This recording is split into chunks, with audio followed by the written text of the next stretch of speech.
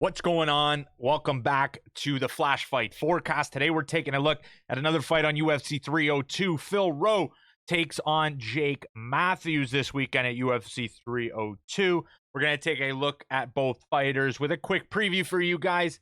And if I have a prediction, I'll give it to you at the end of the video. So without further ado, get straight into it. Oh, Till's out! It's over! It's over! That's what I'm saying, boy!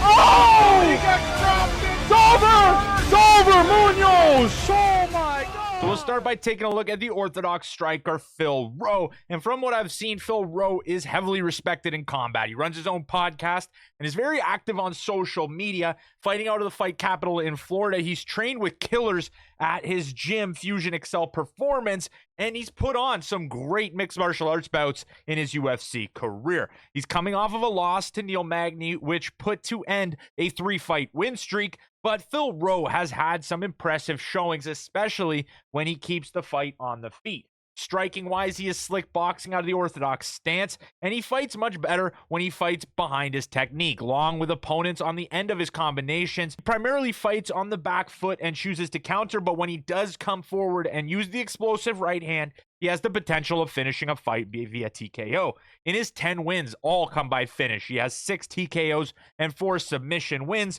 One of his better fights in his career was against Nico Price. Returning from injury, Rowe was able to shine. Price is an aggressive fighter who runs into combinations, throwing big shots, and leaves himself available for the counter, and this was where Rowe was able to shine. Price was able to land big shots and hurt Rowe in different spots, but it was Rowe's right hand counters that were the most significant. Defensively, Rowe is really good as well, parrying off shots or outward blocking by basically striking at the hands of Price when Price chooses to strike, and then Rowe throws in the takedowns. And Rowe is no slouch in the grappling department either. He kept the fight rather even against Neil Magny, who is another great grappler in the welterweight division. And Phil Rowe has tried his hand at Brazilian Jiu-Jitsu in the open weight heavyweight weight class against the likes of Craig Jones and Gordon Ryan, who are some of the greatest of all time when it comes to Brazilian Jiu-Jitsu. Phil Rowe is no slouch, and he's actually coming in as the underdog around plus 140 in the fight. His opponent, Jake Matthews, is also fighting out of the orthodox stance at 19-7 with no amateur experience. We've seen Jake Matthews grow up inside the Ultimate Fighting Championship octagon. He has been competing since 2014. He's taken on 19 different opponents, and the guy is uber skilled. Sometimes I would argue that he fights a little bit safe. He's on the back foot a lot, but he has untelegraphed huge explosive combinations when his back is up against the fence. And sometimes when he mixes in the leg kicks, he can add up points and look really impressive.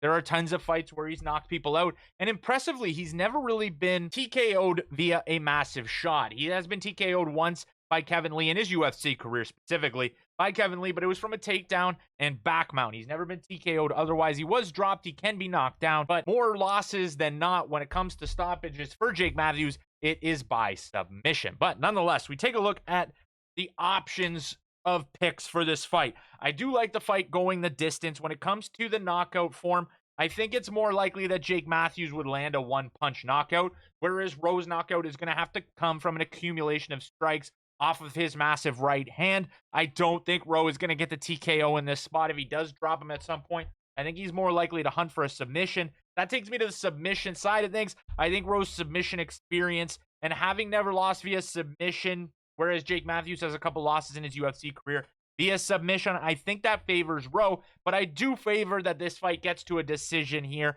neither with the serious edge over one another that would put me confident on a decision play for either fighter. It might be a Rowe by decision if I were to pick method and fighter. But nonetheless, when you look at the over-unders, the over 2.5 comes in at minus 145. I think it takes into account the ability that Jake Matthews might have from an explosive right hand, and it does consider the submission side for Rowe, even though I do think it's likely that this fight does go over. The odds kind of match that at minus 145. Where you can look a little bit deeper is at the Rowe significant strikes. 45.5 the line is set at. The average is 46, so I understand why the line is like that. But if you do think this fight is going to go on a little bit longer, you might be able to capitalize on that over 45.5. He has hit it in 3 of 6 fights, but even more impressive to me because that is minus 115. You take Rowe 1+ takedown in the fight, that's plus 135, which was interesting to me because Rowe does a great job mixing in the takedowns at really random points. And in the Neil Magny fight, he was able to take Neil Magny down. I do think that is going to be a part of his game for this fight, in my opinion.